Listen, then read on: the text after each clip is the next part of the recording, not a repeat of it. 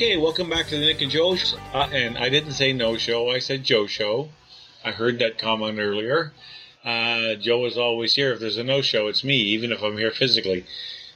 We were just talking about this situation in Florida, or we're leading into this story about the problems they're having in Florida.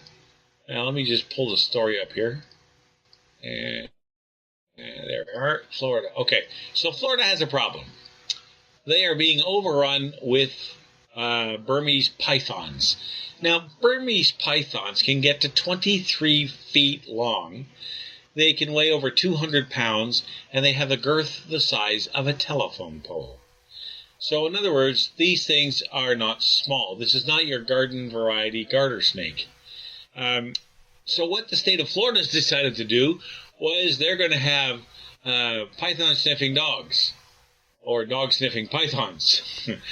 Yeah, that was the way I wrote it down on my list here, too. Now, dog-sniffing pythons. But it's python-sniffing dogs, and I take it I must be, in bus stations and airports, etc. Although the question is, if dog confronts python, who wins, right? And they do have a problem with these animals, these snakes. Anywhere from 100 to 300,000 pythons have become a threat. I'm reading from the article now.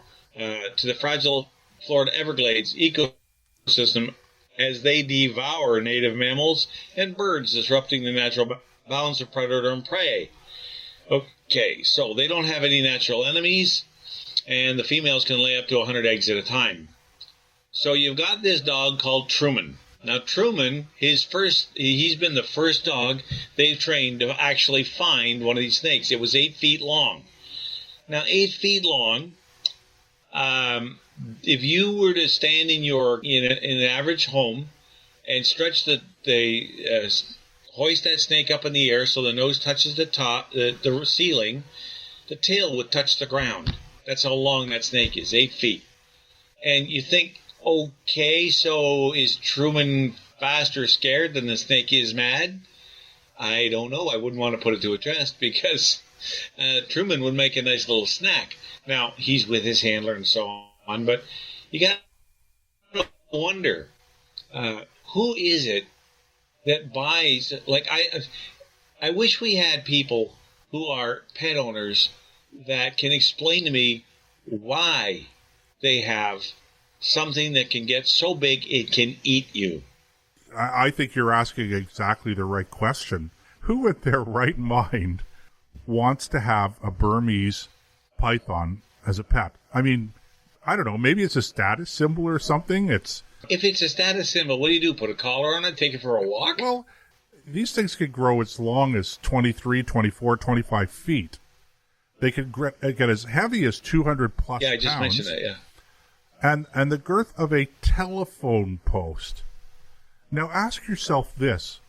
Where in heaven's name are you going to put that pet?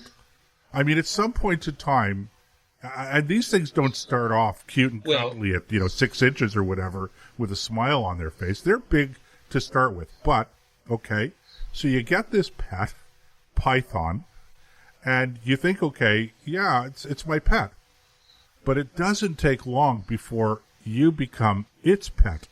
If you're lucky, it keeps you around as the pet. Yeah, if it doesn't decide that you make a great light. Yeah, you're either... It might make a nice light. It might make you into a nice light snack. Well, that's what I'm saying. You're either the pet or your dinner.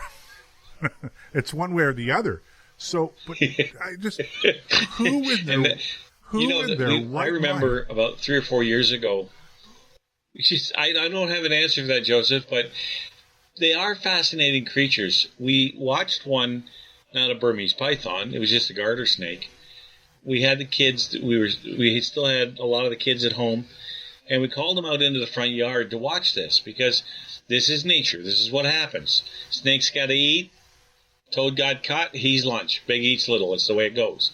So we sat there and we watched this garter snake swallow this toad. And it took probably half an hour for him to swallow that toad. But he just kept at it, and the toad said, boy, this sucks. There's nothing I can do about it. And by the time the snake slithered away. The toad was nothing but a lump in the middle of the snake.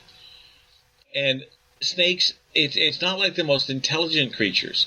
I don't think they're capable of forming a bond with human beings the way a horse can or a dog can. It's not driven by emotion. It doesn't have the capacity of it. It's kind of like a goldfish, right? It's about as smart as a goldfish. And I don't understand the attraction. Like, I like pets because pets like me, okay? Like my good buddy Willie, who is pleasantly quiet tonight. He's a blue tick healer and a mutt. He's a part of blue tick healer, and he barks at everything. But at the end of the day, when I come through the door, his tail wags hard it almost falls off, and he's happy to see me. You could be a double-axe murderer, and your dog would love you. Burmese python, they're not even going to lift their head. They couldn't care less. They're not smart enough to. So what's the attraction? Well, clearly the people who are purchasing these reptiles as pets have about as much intelligence as the Burmese python has itself.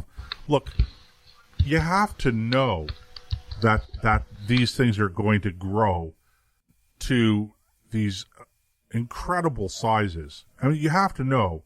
If you're going to, because this isn't like, okay, I want to have a Burmese python and I'm going to go down to my local pet store. The reason that they're training dogs now to sniff out these pythons is because they have they're illegal to import and they want to catch them coming into the state and presumably like they do with drugs, okay?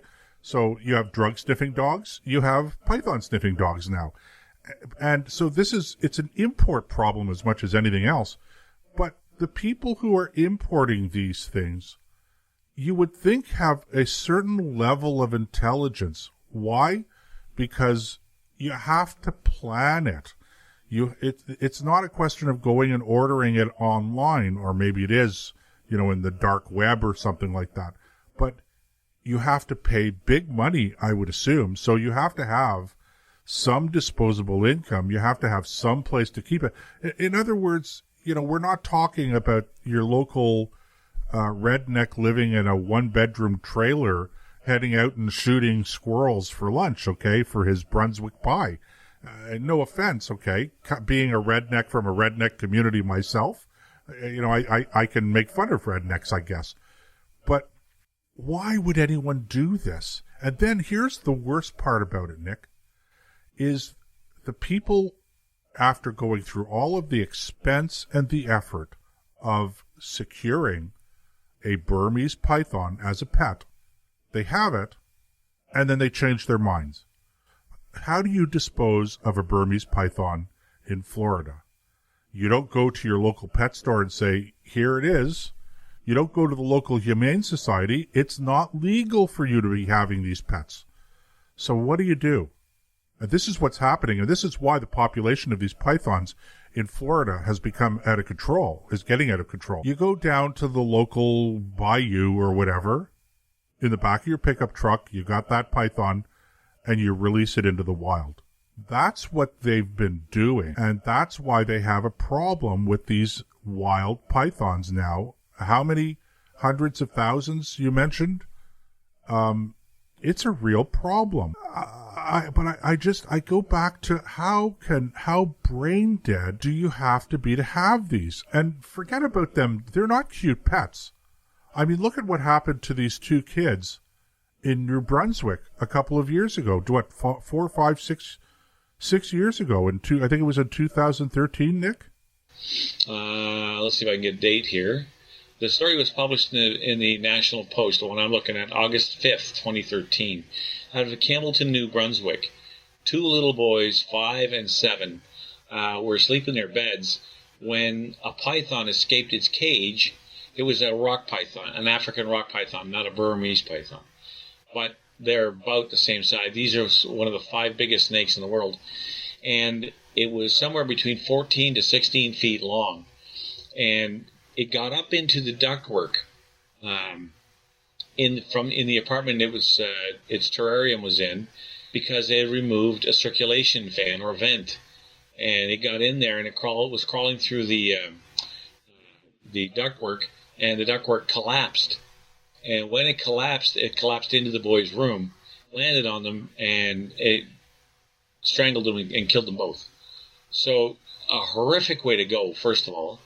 And just these things, like, think about that. 14 to 16 feet long. That's longer than your average car, and would have weighed somewhere about 80 to 100 pounds. These kids never stood a chance. And this is the challenge that the state, as much as we're having fun poking fun at the dog, trying to find these snakes. And granted, Burmese pythons are not aggressive. There's not a lot of cases. I did find a few. In 1992, a Canadian man was strangled by a python. I don't know if it was Burmese or not. But the point is that if they get hungry and they think that you can easily be overcome, then you're going to end up dinner, and that's just the way it is. And because they don't have the intelligence. It's not like say, "Oh, I can't touch those two. Those are two little boys. They're not doing anything to me. I'm going to go find a rabbit to get," or something like that. They just look at you and they say, "You'll fit," and then they see, you're in the fight of your life, which you're probably going to lose.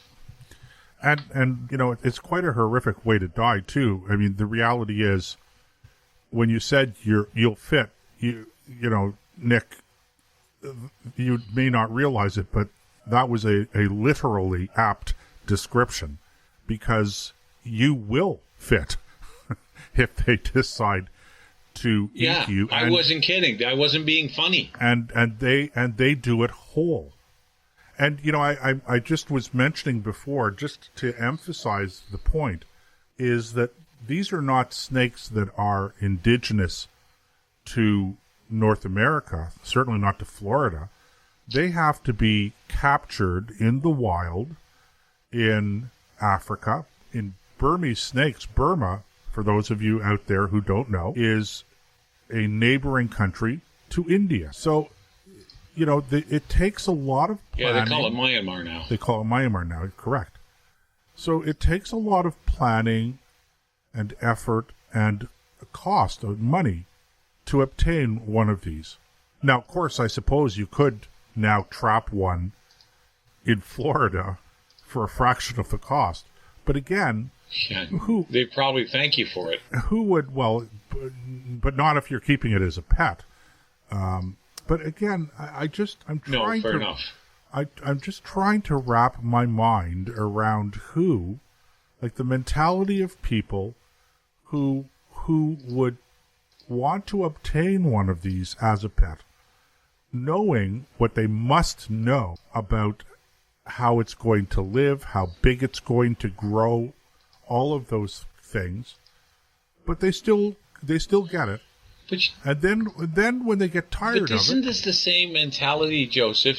Sorry for me walking all over you there, but isn't this the same mentality as people who buy aggressive dogs? Don't they have to have the same kind of thinking? Well, but at least here's the thing. I mean, that's a fair question, Nick. But at least with an aggressive dog, it's not going to occupy, when it gets to be full grown, my entire living room. I'm not going to have a separate room in my house to keep it in. And I can muzzle a dog. I could keep it in a cage. What kind of a cage am I going to keep a python in that's full grown?